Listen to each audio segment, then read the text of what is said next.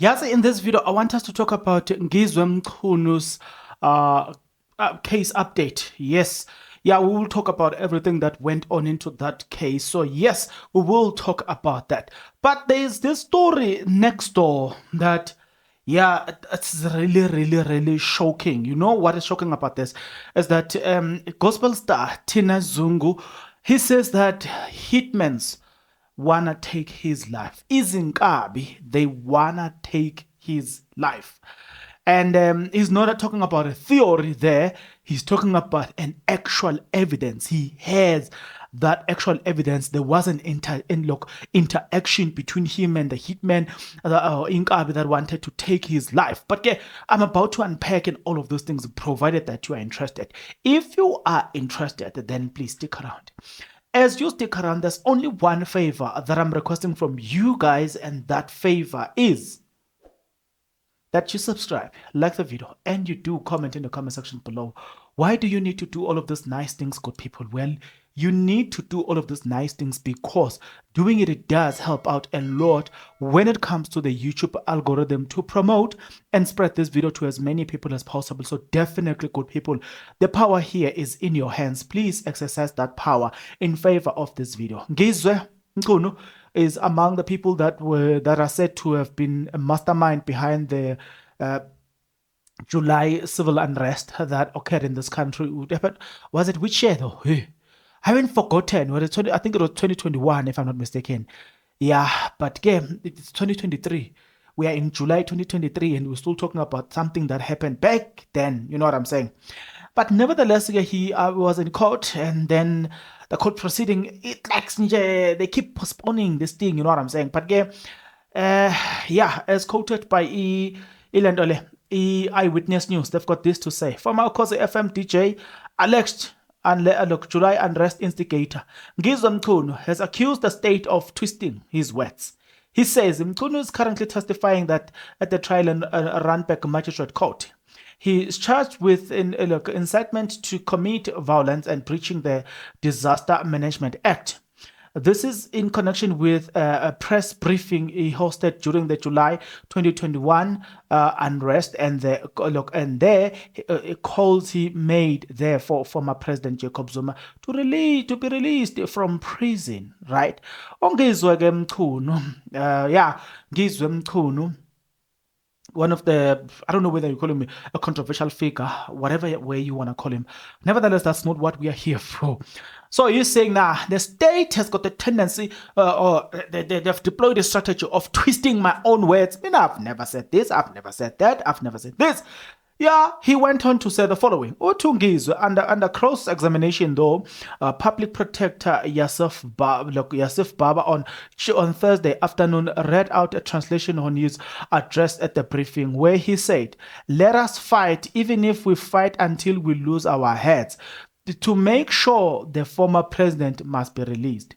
Now, journalists they went and asked Ngizwe, when Ngizwe, you said, "Let us fight until the president is released." What really did you say? And then he said, when asked about he meant, Mkhunu said, "I will answer that.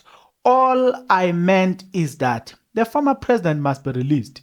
And then also I would like to tell the court why the state that tries now to twist my words, because my lawyer asked me this question. I did explain that this was what I meant. So I will still remember and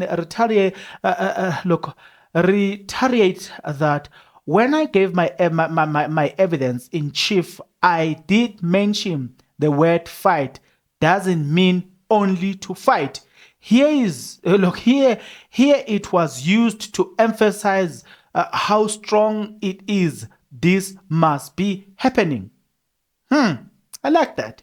But I think he stands a chance. I don't know, they are taking it from which context. You know what I'm saying? Because I mean, look, I was not long ago. I came across in one of my WhatsApp status. There's a contact, or there's this individual who she is a nurse by profession. So she posted a picture of a picture of I don't know whether it's premature baby, ne? So those look, they are busy helping them there, doing those medical things into them, and then she captions it, little fighters. Notice the word there, fighters. When a person is in hospital, for instance, we usually refer to them, or maybe we are saying they're in a critical condition. We are saying, or we refer to them as people that are fighting for their lives. Remember, we're still following the word fight, ne? When we talk about somebody that is resistance, we can still use the word fight. So I don't understand now how the state arrived to the point that he meant like, oh, I don't understand. You know what I'm saying? Because I can say, guys, let's fight to resist. Let's fight to resist this behavior. But I'm only referring to a legal fight. Let's say, for instance, we are fighting to resist YouTube's unfair policies. So I can be saying we are fighting, but we are not necessarily having enormous. No, we are actually taking them to court. We are fighting them. You know what I'm saying? We can fight in a form of a protesting. We're not, look, in a peaceful protest, it's still, we can still use the word fight. So I just don't understand how the state arrived to the conclusion that he meant the fight that Bona they mean. You know what I'm saying? So that's when I was like, but how did the state value arrive to the point that he meant this when the word fight it is being used in different context. You know what I'm saying? Yeah. Even in an actual case where two people don't see eye to eye, the word fight cannot necessarily mean we are going to fight you unless I explain the word fight in the very same context or paragraph where I'm talking about that person. But yeah, I just don't understand how the state arrived to that. It just doesn't make sense to me. I'm sitting here, I'm like, right? But nevertheless, let's move from that. Gospel star Tinah Zungu said something, some quite incredible in the things there that I think it's worth our deliberation. Tinah Zungu, Tinah Zungu, hey, nazi inkabi ziyangifuna la.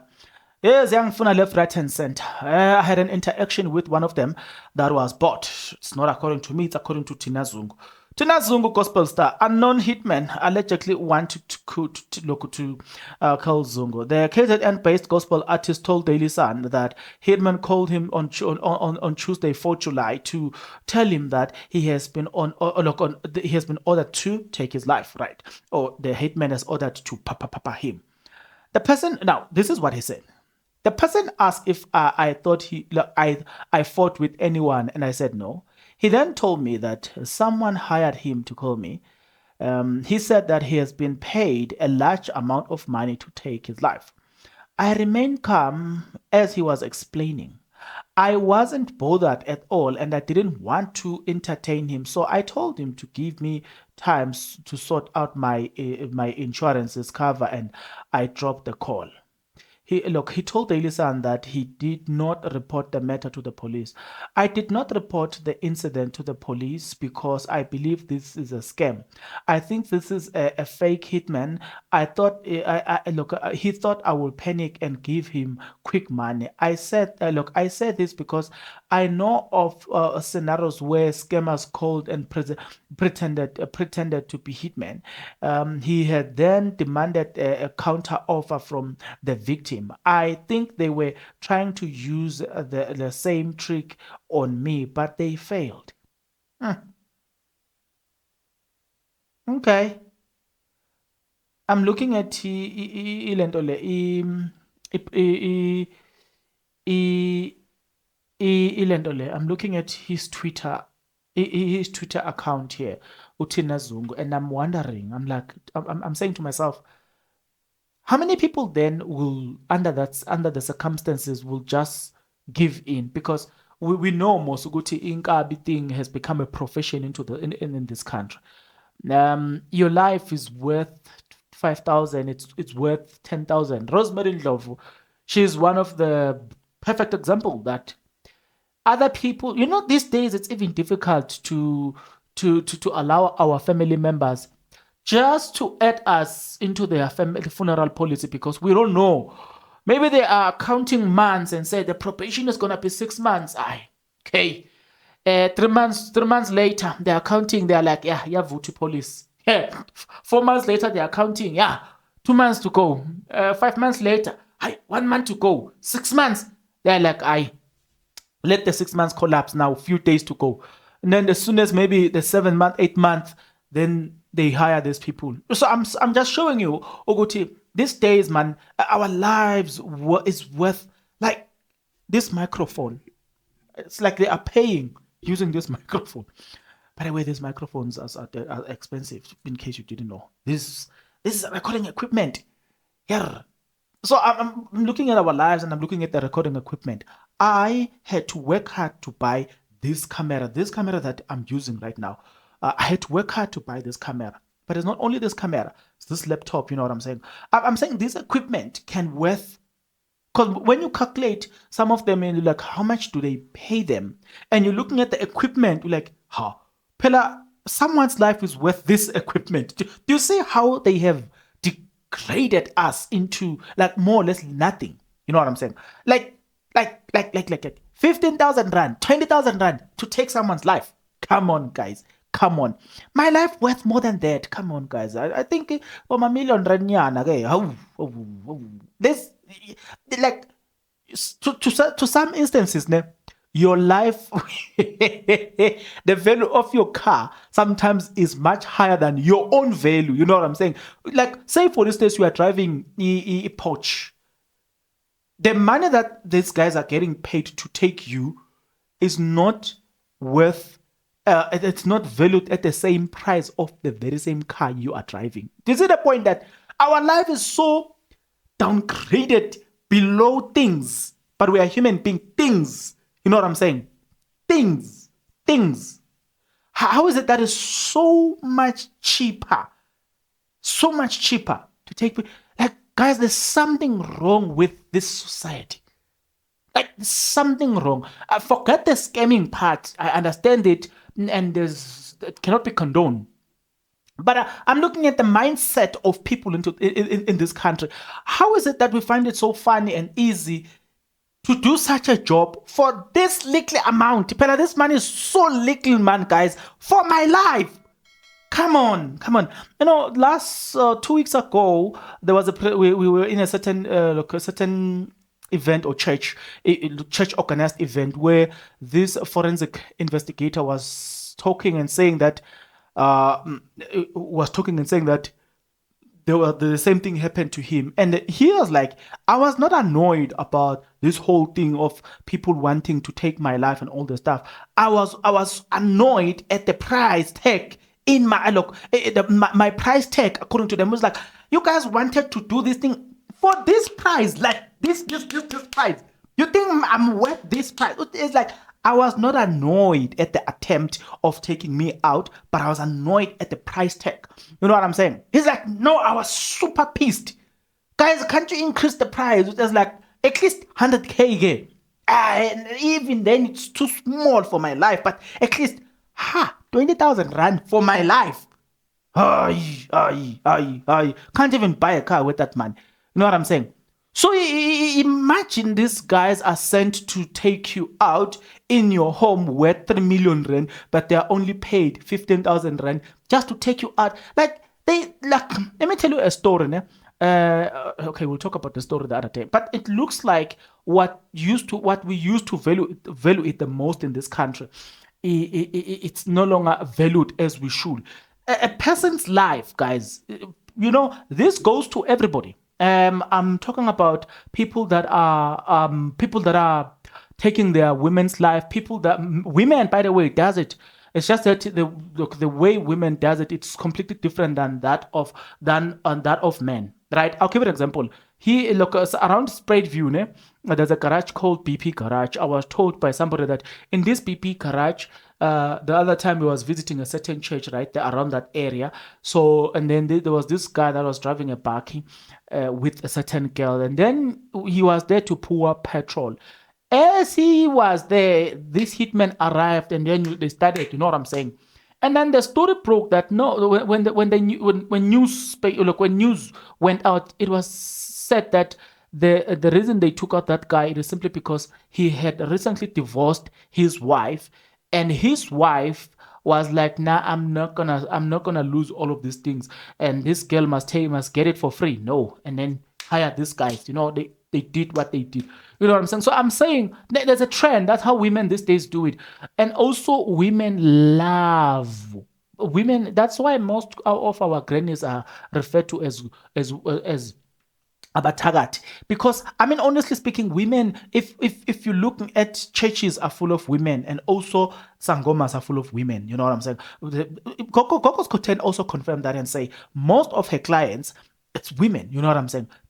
Because women are there, they want korobela and all the stuff. One of the things that we learn about the things that they do to us, it's how these things sometimes when it gets to your body, it affects you negatively.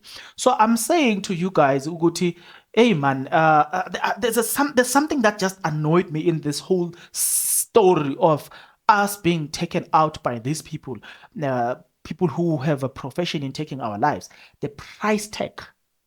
I, the, nothing drives me mad now than the price tag. But game, be aware and be warned about the scam. Do not allow them to call you and say, yeah, we've been hired by Bongane to take you out. No, no. They know you're gonna go you know what I'm saying? Because they are here. But please be warned. There is such a scam that is ongoing. These scammers, they'll call. And in fact, they once did it to me, but it was not these people that are taking out our lives. I received, I don't know whether I was breaking up with this girl or what. I forgot, but there was something, man, that was going on. I received a call from a person pretending to be a policeman. So what I did to this person, I said to this person, can you tell me your police station and your yeah, I want to know your name and your surname and your police station. And then I couldn't get that information. I was just told to do what they tell me. I was like, I'm not gonna do what you telling me. I wanna know who are you, which police station are you from? So I'm saying, guys, please be aware of all these things. Having said all of these things, guys, you and I will meet in the next video. But until that next video, good people, please take care.